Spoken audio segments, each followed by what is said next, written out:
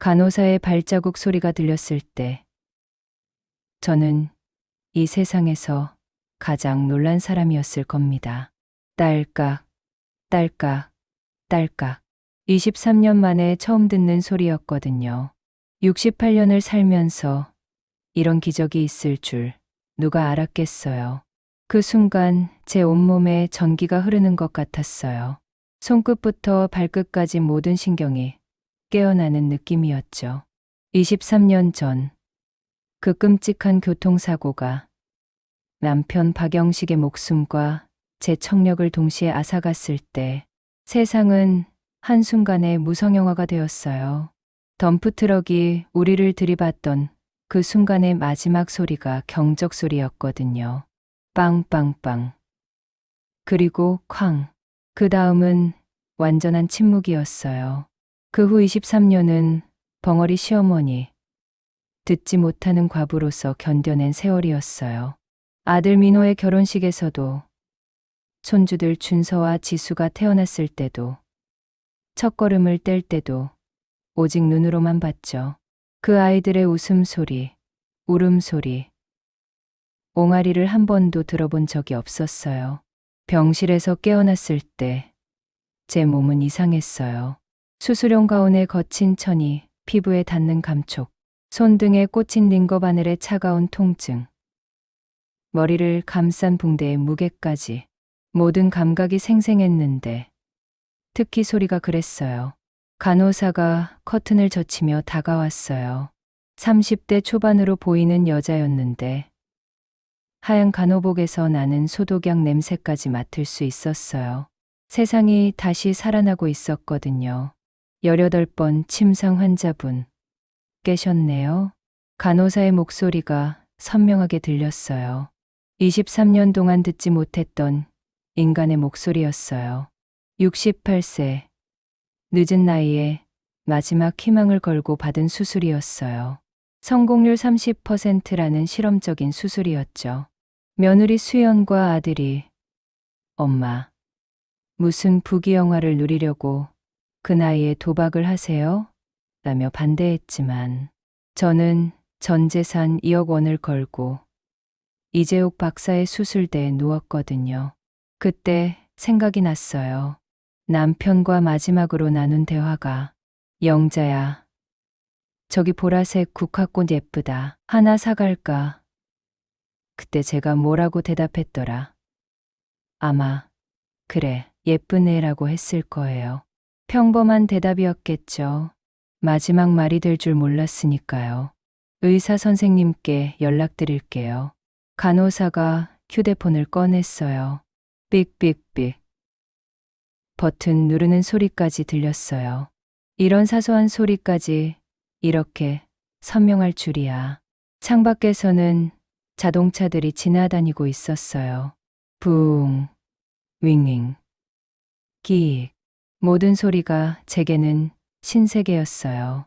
복도에서 들려온 간호사의 발소리는 희망 그 자체였어요. 30분 후 이재욱 박사가 들어왔어요.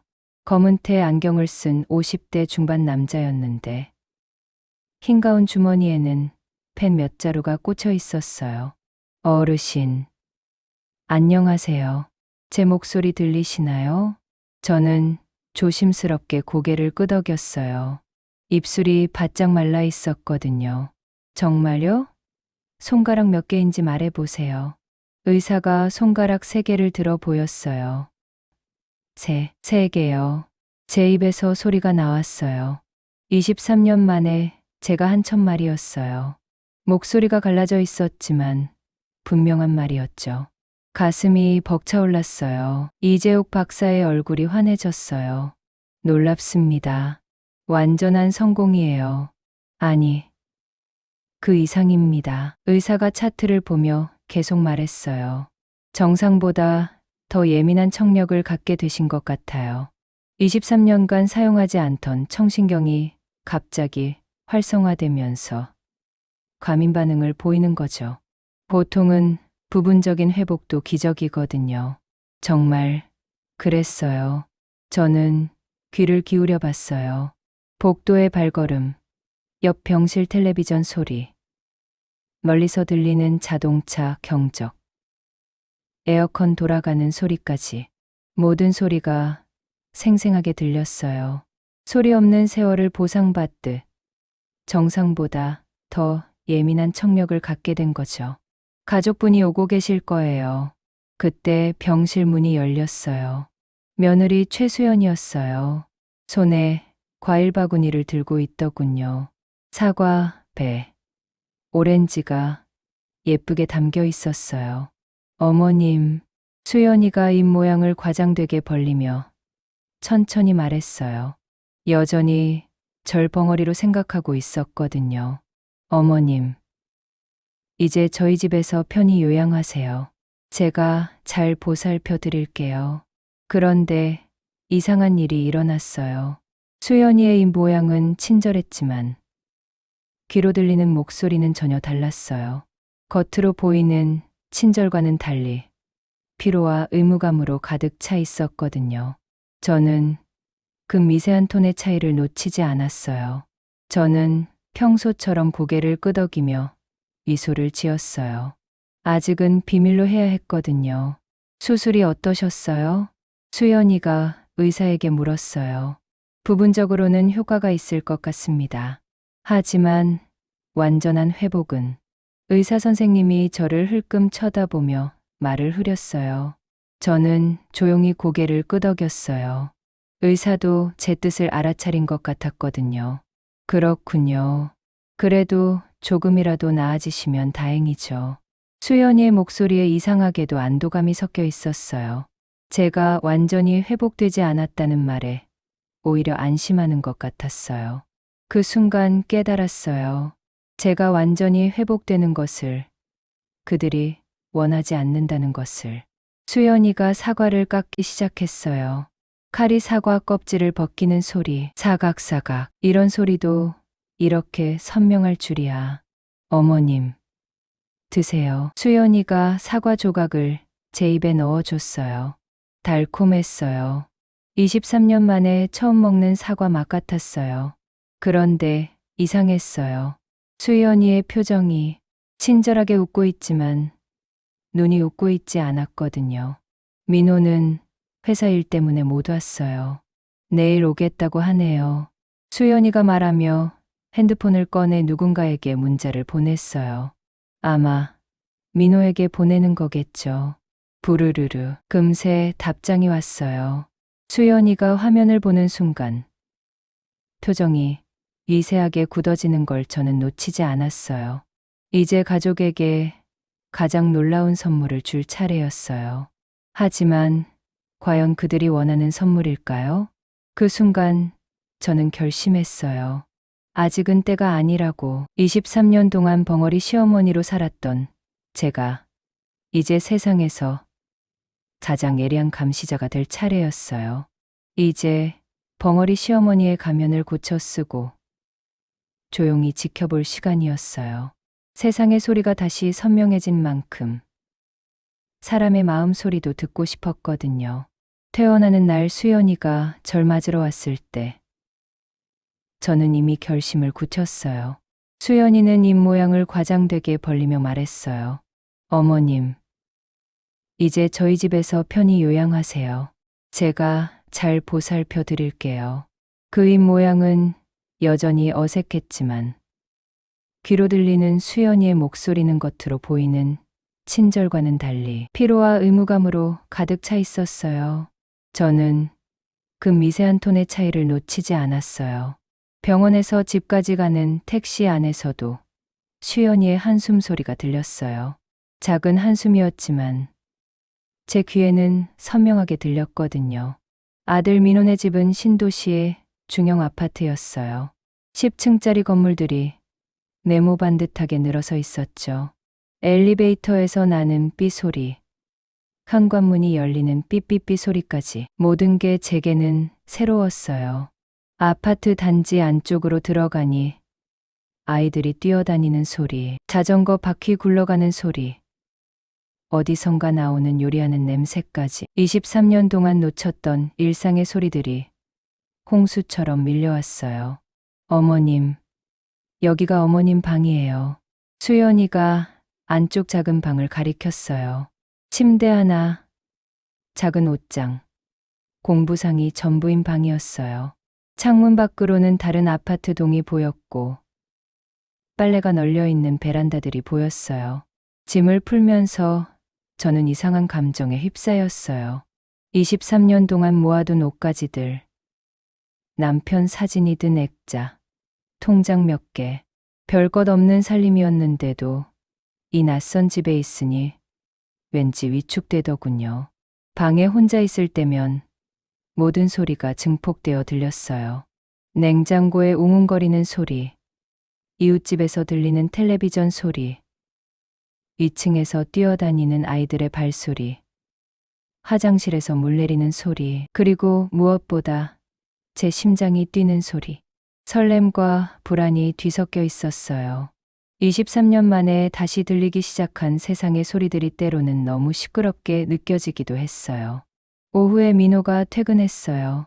현관문 열리는 소리, 구두 벗는 소리, 다녀왔습니다 하는 목소리까지 다 들렸어요. 아, 엄마 오셨네요. 민호가 제 방에 와서 인사했어요. 그도 역시 입모양을 과장되게 하며 천천히 말했어요. 수술 잘 되셨다니 다행이에요. 그래도 무리하지 마세요. 저는 고개를 끄덕였어요. 민호의 목소리에서도 뭔가 어색함이 느껴졌거든요. 저녁 식사 때 진짜 연극이 시작됐어요. 식탁에는 밥과 반찬이 놓여 있었어요. 김치찌개 냄새가 났어요. 오랜만에 맡는 집밥 냄새였죠. 민호는 고기 써는 모습을 과장되게 보여줬고 수연이는 음식 이름을 입으로만 천천히 말했어요. 저는 미소를 머금고 고개를 끄덕였지만 귀로는 전혀 다른 것들을 듣고 있었거든요. 준서하고 지수는 어디 있니? 손짓으로 물어보니까 수연이가 학원 갔어요. 늦게 와요라고 손짓으로 대답했어요. 그런데 식사하는 동안 민호와 수연이 계속 서로 눈짓을 주고받는 거예요. 뭔가 하고 싶은 말이 있어 보였는데 제 앞에서는 차마 못하겠는 모양이더군요. 수연이가 국을 떠주면서 작은 목소리로 어머님 상태 어떤 것 같아?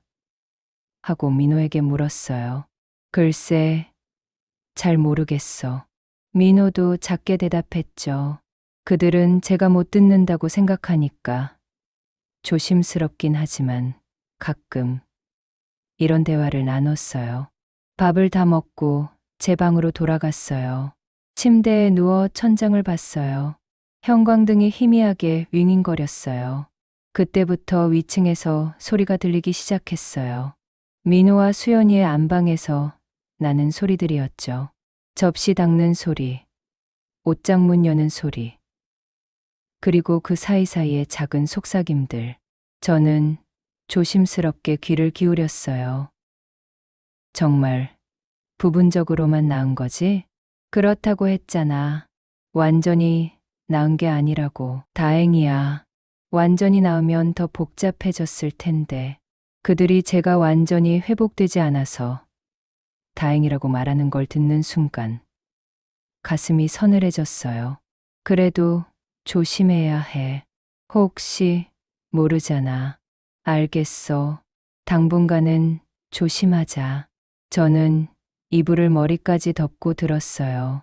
밤 10시가 넘어서야 그들의 대화가 끝났어요. 그날 밤 잠들기 전에 창밖을 봤어요. 다른 아파트 창문들에 불이 켜져 있었어요. 저마다의 삶이 있겠죠. 저마다의 가족이 있고 저마다의 이야기가 있을 거예요. 낯선 방에서 맞는 첫날 밤이었지만 저는 조용히 벙어리 시어머니의 가면을 고쳐 쓰고 있었어요. 아직은 때가 아니었거든요. 시계 째깍거리는 소리만이 고요한 밤을 가르고 있었어요. 그날 밤부터 진짜 고통이 시작됐어요. 제 방 옆 안방에서 들려오는 민호와 수연이의 대화는 23년의 침묵보다 더 아팠거든요. 접시 닦는 소리, 옷장 문 여는 소리 속에 그들의 속삭임이 섞여 들어왔어요. 처음에는 단편적인 말들이었어요. 하필 지금 와서 수술이 잘 돼서 그냥 조용히 사시지. 하지만 시간이 지날수록 그들의 대화는 더 구체적이 되었어요. 어머님 있는 동안 회계사무소 일은 어떡하고. 수연이의 목소리였어요. 물론 작은 목소리였지만 제 귀에는 선명하게 들렸거든요. 이 골칫덩어리를 언제까지 두고 봐야 해. 골칫덩어리, 그 말이 제 가슴에 모처럼 박혔어요. 저는 몸이 얼어붙는 것 같았어요. 선물 주려던 딸 같은 며느리는 없었어요.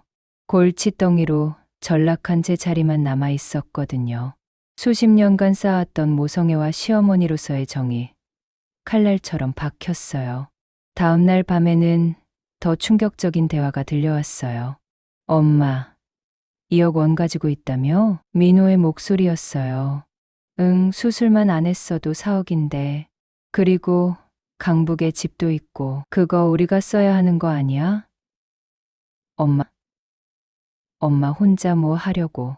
맞아. 어차피 나중에는 우리 거잖아. 저는 이불 속에서 주먹을 꽉 쥐었어요. 손톱이 손바닥을 파고들었어요.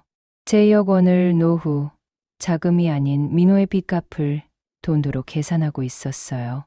요양원은 어떤 데가 좋을까? 늘푸른 케어가 괜찮다던데 거기 한번 알아보자.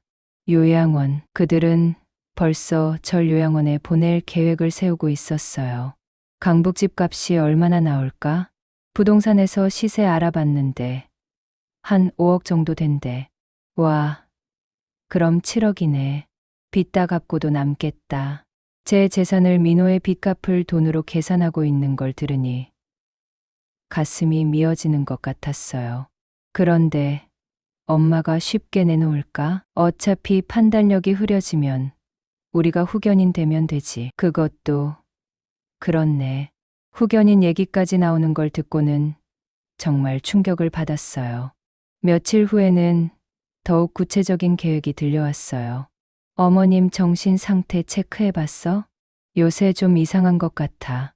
같은 말을 반복하시기도 하고. 그럼 치매 검사받게 하면 되겠네. 응, 그러면 후견인 신청도 쉬워질 거고. 그들은 절 치매 환자로 만들어서 제 재산을 가져가려는 계획을 세우고 있었어요. 베개에 얼굴을 묻었어요. 눈물이 날 것 같았지만 참았어요. 분노보다는 깊은 슬픔과 한이 밀려왔거든요. 23년 동안 벙어리로 살면서 이 집안을 위해 얼마나 많은 것을 참고 견뎠는데, 민호가 결혼할 때도 손주들이 태어났을 때도 아픈 몸으로 돌봐줬는데 이게 그 대가인가요? 그나저나 수술 효과가 정말 부분적인 것만 맞지? 의사가 그렇게 말했잖아. 완전한 회복은 어렵다고. 다행이야. 완전히 나으면 우리가 하는 말 다 들을 텐데. 맞아. 그럼 계획이 다 틀어지잖아. 그제야 깨달았어요. 그들이 왜 제 수술을 반대했는지. 제가 듣게 되는 것을 두려워했기 때문이었구나. 23년 동안 제가 듣지 못한다는 것을 이용해서 얼마나 많은 말들을 했을까요? 시계가 밤 12시를 가리키고 있었어요. 째깍, 째깍, 째깍. 그 소리만이 고요한 밤을 가르고 있었어요. 겉으로 효를 행하는 척하지만 속으로는 폐륜을 계획하는 자식들의 얼굴에서 저는 분노보다 깊은 슬픔과 한을 느꼈어요. 다음 날 아침 일어났을 때 저는 마음을 굳게 먹었어요. 소리는 때로 모르는 편이 더 나은 진실도 있다는 걸 깨달았지만 이제 알게 된 이상 가만히 있을 수는 없었거든요. 아침 식사 때 수연이가 어머님, 잘 주무셨어요? 라고 물으면 저는 평소처럼 미소를 지으며 고개를 끄덕였어요. 하지만 속으로는 이미 계획을 세우고 있었어요. 23년의 인내심이 이제 제 무기가 될 차례였거든요. 저녁 식사 시간이 되면 우리 집 식탁은 완벽한 연극 무대가 됐어요. 민호는 고기를 써는 모습을 과장되게 보여주며 엄마, 이거 좋아하시는 불고기예요 라고 입 모양만으로 말했어요. 수연이는 음식 이름을 하나하나 입으로만 천천히 설명했고요. 저는 미소를 머금고 고개를 끄덕였지만 속으로는 폭풍이 몰아쳤거든요. 어머님, 불고기 맛있어요? 수연이가 입 모양을 크게 하며 물으면 저는 엄지손가락을 치켜 올렸어요. 맛있다는 뜻이었죠. 하지만 제 귀로는 전혀 다른 대화가 들리고 있었어요. 어머님 수술, 부분적으로라도 효과가 있을까? 민호가 제가 바로 앞에 앉아 있는데도 아내에게 속삭였어요. 에이, 68세인데 얼마나 달라지겠어. 수연이가 작은 목소리로 대답했죠. 저는 계속 밥을 먹는 척 들었어요. 그들은 제가 못 듣는다고 생각하니까 편하게 대화하고 있었거든요. 그나저나 요양원 문의해봤어? 늘 푸른 케어에서 연락 왔어. 다음 주에 한번 보러 가자고. 요양원 얘기를 들을 때마다 숟가락을 든 손에 힘이 들어갔어요. 하지만 표정은 그대로 유지했어요. 강북집은 어떡할 거야? 부동산에서 매각 가능하다고 했어. 시세가 생각보다 좋더라고. 제 집을 팔 계획까지 구체적으로 세우고 있었어요. 그 집은 남편과 신혼 시절부터 살았던 추억이 가득한 곳이었는데, 그럼 빚 문제는 해결되는 거네. 응, 엄마. 통장 돈까지 합치면 여유가 생기지. 제 2억 원이 민호의 빚 갚을 돈으로 계산되고 있는 걸 들으니 식은땀이 등줄기를 타고 흘러내렸어요. 저녁을 먹고 나서 수연이가 설거지를 하는 동안에도 그들의 대화는 계속됐어요. 후견인 신청은 언제쯤 할 수 있을까? 의사가 판단력 저하 소견서 써주면 가능하대. 그들이 물소리에 묻혀 작게 대화하고 있었지만 저에게는 모든 말이 선명하게 들렸어요. 그럼 이재욱 박사한테 부탁해볼까? 아니야. 다른 병원에서 받자. 거기는 수술해준 곳이니까 좀 그렇잖아. 후견인 신청까지 계획하고 있었구나요. 엄마 정신 상태가 좀 이상하다고 하면 되겠지? 치매 초기 증상이라고 하면 되지 않을까? 나이도 많으시고. 치매, 그들은 절 치매 환자로 만들어서 제 재산을 가져가려고 하고 있었어요. 밤에 방으로 돌아가서도 그들의 계획은 계속 들렸어요. 내일 병원 예약 잡자. 어느 병원으로? 서울대병원 정신건강의학과가 좋을 것 같은데. 그래. 거기 가자. 며칠 후에는 더 구체적인 대화가 들려왔어요. 어머님이 요즘 좀 이상하신 것 같지 않아? 어떻게? 똑같은 말을 몇 번씩 하시고 가끔 멍하니 계시기도 하고. 그럼 치매 검사 한번 받아보자고 하는 게 어때? 좋은 생각이야. 그러면 후견인 신청도 명분이 생기고 더 나아가 요양원 늘 푸른 케어 입소와 제 강북 주택 매각 계획이 오갔어요. 요양원 비용은 얼마나 들까? 한 달에 200만 원 정도 하더라고. 그럼 어머님 연금이랑 통장 돈으로 충분하겠네. 집 팔면 돈도 많이 생기고 제 재산을 이렇게 계산하고 있다니. 제 평생 모은 돈이 그들에게는 그냥 숫자였어요. 겉으로 효를 행하는 척하지만 속으로는 폐륜을 계획하는 자식들. 저는 이제 그들의 계획을 모두 알고 있는 감시자가 되어 있었어요. 분노보다는 깊은 슬픔과 한이 가슴을 파고들었지만 동시에 마음을 단단히 먹게 되었어요. 23년의 인내심이 이제 반격의 무기가 될 시간이었거든요. 다음 날 아침 수연이가 어머님, 오늘 기분 어떠세요? 라고 물을 때 저는 평소처럼 웃으며 고개를 끄덕였어요. 하지만 속으로는 이미 계획을 세우고 있었어요. 슬픔이 극에 달했을 때 저는 단단하게 마음을 먹었어요. 23년간의 고독한 인내심이 곡수를 위한 최고의 자산이라는 걸 깨달았거든요. 이제 그들의 계획을 모두 알았으니 제 계획을 세울 차례였어요. 다음 날 아침 수연이가 필라테스 수업으로 집을 비운 사이 저는 치밀하게 움직였어요. 인터넷 검색과 전화 통화를 통해 법률 구조를 물색했어요. 잠깐 산책하고 올게. 저는 손짓으로 민호에게 말했어요. 민호는 소파에 누워 텔레비전을 보고 있었거든요. 조심하세요, 엄마. 민호는 대충 고개만 끄덕였어요.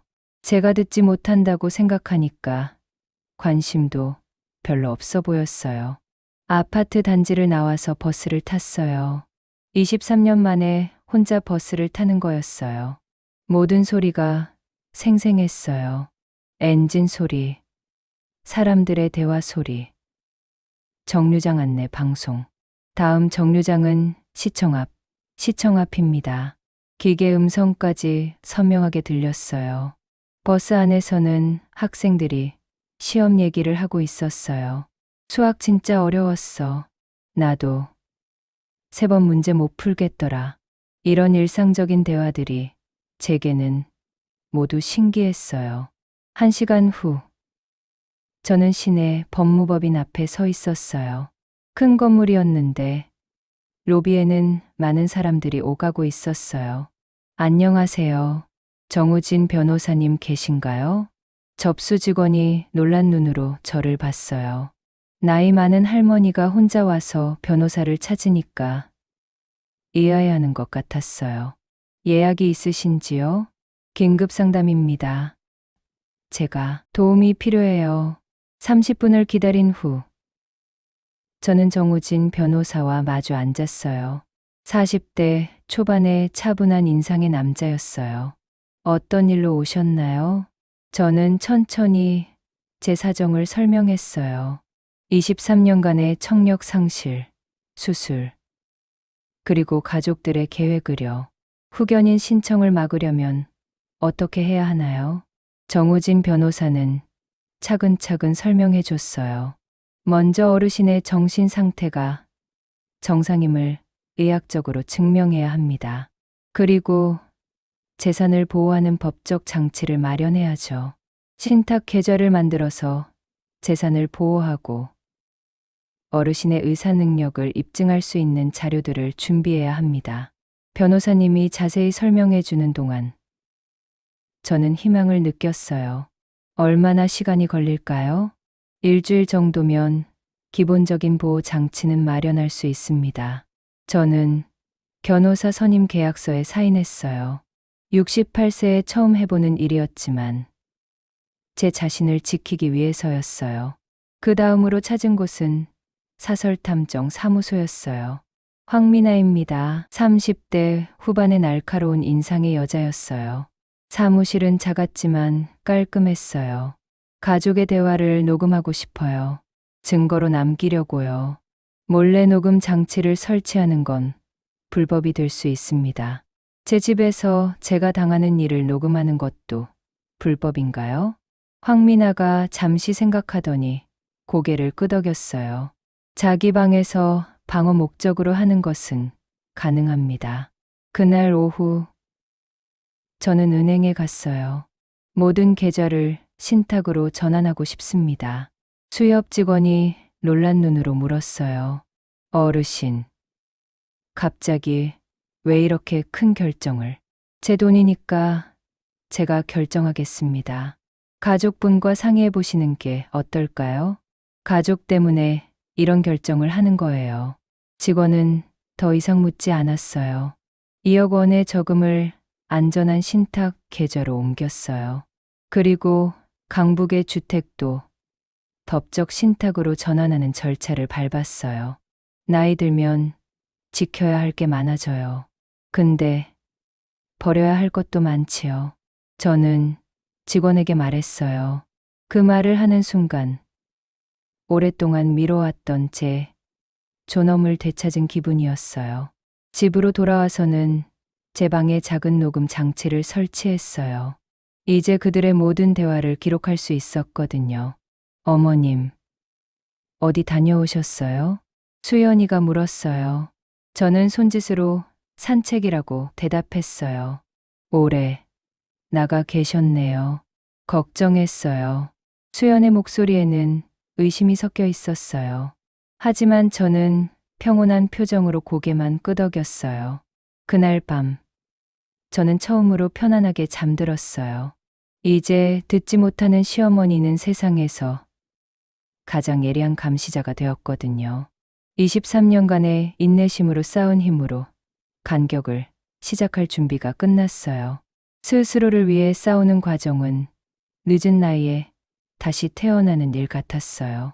민호와 수연이의 계획은 점점 더 교묘해졌어요. 이틀 후, 수연이는 이재욱 박사에게 보낼 거짓 보고서를 작성했어요.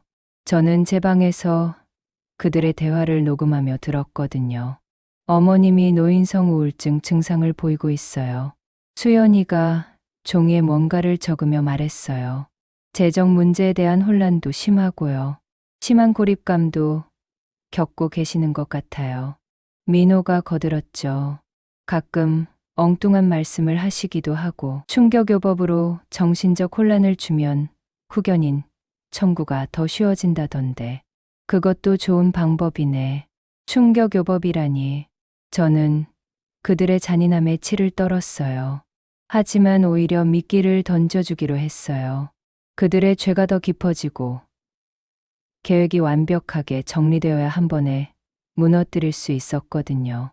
다음 날 아침부터 저는 일부러 이상한 행동을 했어요. 냉장고 문을 열고 한참 들여다보기, 같은 말을 몇 번 반복하기, 멍하니 창밖을 바라보기.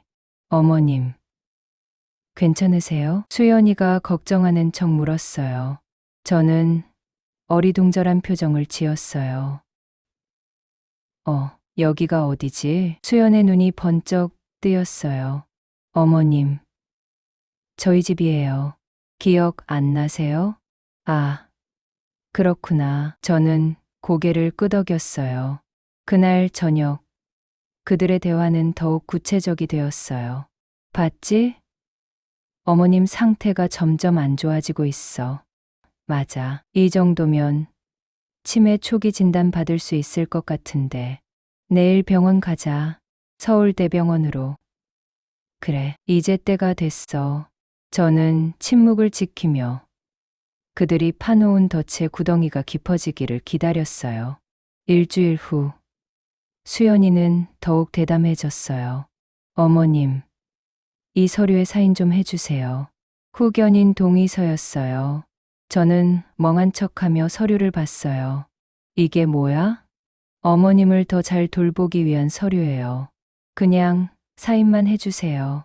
저는 잠시 망설이는 척하다가 펜을 들었어요. 그리고 일부러 삐뚤삐뚤하게 사인했어요. 네, 잘하셨어요. 수연이가 만족스러운 표정으로 서류를 챙겼어요. 그날 밤, 저는 모든 대화를 녹음했어요. 완벽해. 이제 법적으로 문제 없어. 요양원 입소도 이제 가능하겠네. 강북집 매각도 진행하자. 통장도 우리 명의로 바꾸고. 그들은 제 재산을 완전히 차지할 계획을 세우고 있었어요. 하지만 저는 이미 모든 걸 보호해놨어요. 그들이 가져갈 수 있는 건 아무것도 없었거든요. 며칠 후에는 더욱 충격적인 대화를 들었어요. 어머님 상태가 정말 심각해진 것 같아. 어제도 같은 말을 5번이나 하시더라고. 이젠 혼자 두면 위험할 것 같아. 맞아. 빨리 요양원에 모셔야겠어. 그들은 저를 위험한 치매 환자로 만들어서 요양원에 보내려고 하고 있었어요. 병원에서 진단서 받으면 바로 입소 가능하다던데. 그래, 늘 푸른 케어에서 연락 왔어. 방 하나 비었다고. 저는 침묵을 지키며 기다렸어요. 그들이 마지막 카드를 꺼낼 때까지요. 그런데 이상하게도 마음이 평온했어요. 23년 동안 쌓인 인내심이 저를 단단하게 만들어주고 있었거든요. 마지막 순간이 다가오고 있었어요. 운명의 날이 왔어요. 어머님, 오늘 병원 가실 시간이에요. 수연이가 저를 깨웠을 때 저는 이미 각오를 다지고 있었어요. 오전 10시였어요. 어디 가는 거예요? 저는 멍한 표정으로 물었어요. 검진 받으러 가는 거예요. 어머님, 건강 확인차. 거짓말이었어요.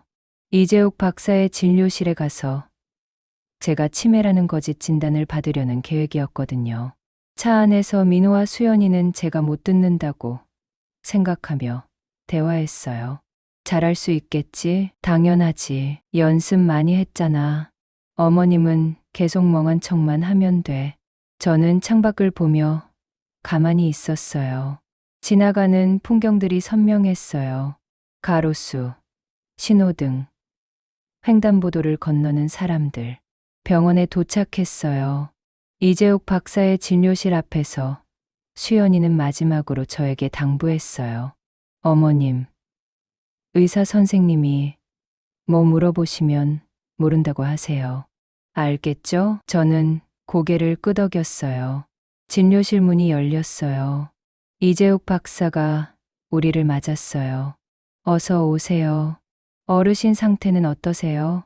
수연이가 능숙한 연기를 펼쳤어요. 박사님, 어머님이 수술 후 심하게 혼란스러워 하세요. 판단력도 흐려지시고 저희가 후견인 문제도 심각하게 고려해야 할 것 같습니다. 이재욱 박사가 염려하는 표정으로 저에게 질문을 던졌어요. 어르신, 오늘이 며칠인지 아세요? 저는 멍한 표정으로 고개를 저었어요. 잘 모르겠어요. 여기가 어디인지는 아시고요. 병원인가요? 수연이가 옆에서 걱정하는 척했어요. 이런 식으로 자꾸 헷갈리세요. 집에서도 같은 말을 계속 반복하시고 이재욱 박사가 차트에 뭔가를 적었어요. 현실 감각이 많이 흐려진 것 같네요. 혹시 치매 진단이 가능할까요? 수연이가 직접적으로 물었어요. 바로 이때였어요. 저는 23년간 감춰왔던 가장 강렬한 소리를 내뱉었어요. 박사님, 제 귀는 완벽합니다. 아니, 제 평생 이렇게 잘 들었던 적이 없어요. 수연이의 얼굴이 핏기 없이 굳어졌어요. 그리고 지금 저희 돈을 훔치고 저를 요양원에 가두려 했던 이들의 모든 대화를 저는 다 들었습니다. 진료실의 공기가 멈춘 듯 했어요. 어머님? 수연이가 떨리는 목소리로 말했어요. 그때 문이 열리며 정우진 변호사가 들어섰어요. 안녕하세요. 김영자 어르신의 변호사 정우진입니다. 수연이와 민호가 당황한 표정으로 서로를 봤어요. 어르신, 녹음 자료는 잘 준비되었나요? 저는 가방에서 녹음기를 꺼냈어요. 네. 모든 대화가 여기 들어있어요. 이재욱 박사가 놀란 표정으로 물었어요. 이게 대체 어떻게 된 일입니까? 저는 차분하게 설명했어요. 제 청력은 완전히 회복되었어요. 그들이 저를 골칫덩어리라고 부르는 것, 제 재산을 노리는 계획, 요양원에 보내려는 음모까지 모두 들었거든요. 녹음기를 재생했어요. 그들이 절 골칫덩어리라고 부르는 소리, 요양원에 보내려는 계획, 제 재산을 노리는 대화가 선명하게 들렸어요. 23년의 침묵이 깨지는 순간이었어요. 그것은 절망이 아닌 해방의 메아리였거든요. 이재욱 박사님이 충격에 빠진 표정으로 상황을 지켜볼 때 저는 마침내 모든 걸 털어놨어요. 정우진 변호사가 설명했어요. 김영자 어르신은 수술로 완전히 청력을 회복하셨습니다. 그리고 가족들의 재산 갈취 계획을 모두 알고 계셨습니다. 수연이가 창백한 얼굴로 변명했어요. 어머님, 오해세요. 저희는 어머님을 위해서.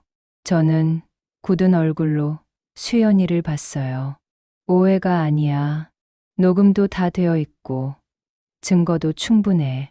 가방에서 녹음기를 다시 꺼내 재생했어요. 그들이 절 골칫덩어리라고 부르는 소리, 요양원에 보내려는 계획, 제 재산을 노리는 대화가 선명하게 들렸어요. 충격요법으로 정신적 혼란을 주면 후견인, 청구가 더 쉬워진다는 말까지 나왔을 때 이재욱 박사의 표정이 딱딱하게 굳어졌어요. 민호는 아무 말도 하지 못했어요. 내가 당신들에게 의무를 다했다면 당신들은 불효로 그 대가를 치러야지. 저는 이미 모든 재산을 법적으로 보호했음을 알렸어요. 신탁 계좌, 주택 신탁, 모든 게 완료되어 있었거든요.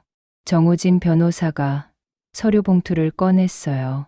접근 금지 명령서와 퇴거 통보서입니다. 퇴거 통보서요? 수연이가 놀라서 물었어요. 여러분이 살고 계신 집은 원래 어르신 소유입니다. 임대차 계약도 없었고요. 저는 차분하게 말했어요. 너네들이 나에게서 훔치려 했던 그 집도 지금 살고 있는 집으로 나는 이번 주말에 돌아갈 거야. 어머님, 제발. 수연이가 울먹이며 말했어요. 그리고 너희들이 원했던 대로 나 없이 스스로 살 길을 찾으렴. 72시간 안에 집을 비우십시오. 정우진 변호사가 최종 통보를 했어요. 가족의 정을 스스로 끊어낸 고통은 컸어요. 하지만 70을 바라보는 나이에 홀로 선 단단한 독립이야말로 제가 제 자신에게 줄 수 있는 가장 값진 선물이었거든요. 일주일 후 저는 강북의 제 집으로 돌아갔어요. 23년 만에 혼자 사는 집이었어요. 집에 들어서니 모든 게 그대로였어요. 거실의 소파, 부엌의 식탁, 침실의 화장대, 모든 게 남편과의 추억으로 가득한 공간이었어요. 집 앞 작은 정원에는 남편이 심어놨던 장미나무가 아직 살아 있었어요. 가을이라 꽃은 없었지만 줄기는 여전히 푸르더군요. 여보, 나 돌아왔어. 작은 목소리로 혼잣말을 했어요. 남편의 사진이 걸린 거실에서요. 저녁에 혼자 차를 마시며 창밖을 봤어요. 멀리서 들려오는 자동차 소리, 바람에 나무십 흔들리는 소리, 이웃집에서 나오는 텔레비전 소리, 모든 소리가 평화로웠어요. 핸드폰이 울렸어요. 손주 준서에게서 온 문자였어요. 할머니, 엄마 아빠가 이사 간다고 해요. 할머니는 어디 계세요? 저는 답장을 보냈어요. 할머니 집에 있단다. 보고 싶으면 언제든 놀러 와라. 그날 밤 베란다에 앉아 창밖의 겨울바람 소리를 들으며 저는 처음으로 제 늙음이 슬픔이 아닌 존엄으로 느껴졌어요. 이제야 알겠다. 늙는다는 건 작아지는 게 아니라 단단해지는 거구나. 저는 오랜만에 깊이 잠들었어요. 23년 만에 가장 평화로운 잠이었거든요. 더 이상 벙어리 시어머니가 아니었어요. 제 삶과 존엄을 되찾은 용감한 한 여성이었습니다. 내 마음을 버리지 않는 한. 나는 누구에게도 짐이 아니라는 걸 깨달았어요.